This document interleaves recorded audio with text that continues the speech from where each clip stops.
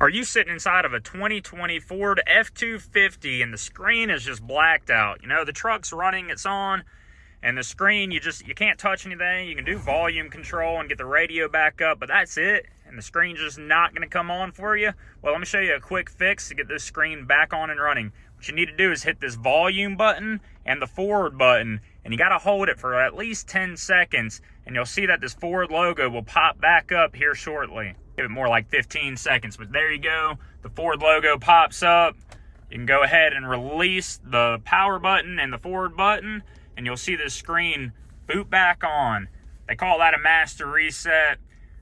Honestly, these screens in this Ford Sync Play is god-awful, but, you know, you already bought this vehicle, or maybe it's like a work truck like this is for me, and I don't have much of an option.